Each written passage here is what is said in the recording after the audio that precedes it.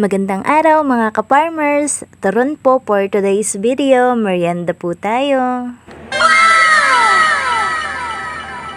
Walang tamad sa taong gutom, food is life baga naman. Pagkarating nga namin din sa bahay galing sa butuhan ay talaga naman nagpaparamdam na yung sikmura ko ay di kayo nagugutom na. Hindi na nga muna kami nakapag-almusal bago pumunta sa butuhan. Syempre pagbuto muna uunahin namin.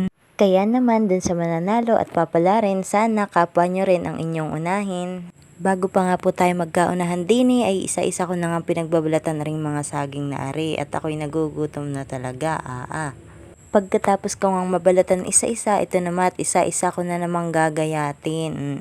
Daming gawa, diga? Pag sa akin naman ay walang problema kahit mag-isa-isa akong magbalat at maggayat-gayat na ring mga saging na ari-ari na may libre lamang din sa amin sa probinsya, lalo na kapag may sariling tanim ka. Bukod nga sa libre na yan ay fresh na at sariwang banana pa. Pagka nga ring pang merienda ay hindi na kami namumroblema pa dahil nga may mga tinanim si na inay dini sa amin. Kaya naman nga kapag nagutom ka ay di gawin mo na nga ang gusto mong luto sa saging. Nung makita ko nga aring mga hinog na saging na rin, naisip ko agad na turon ang gusto kong luto dini. At ito na nga, pagkatapos ko ngang balatan at hiwain aring mga saging, akin ang ihahanda at akin namang babalutin. Lalagyan ko nga lang ng 2 pirasong saging aring isang buong wrapper. Habang nagbabalot pa nga ako din ay nakita kong kumukulo na aring mantika. Kaya isa-isa ko na nga isinalang din aring mga ibinalot ko sa wrapper na saging. Ito nga pala yung unang batch na aking niluluto. Talaga namang takam na ako. Pagkalipas nga lamang ng mga ilang minuto, ito nga at mabilis na siyang naluto. Kaya akin na ring hinango.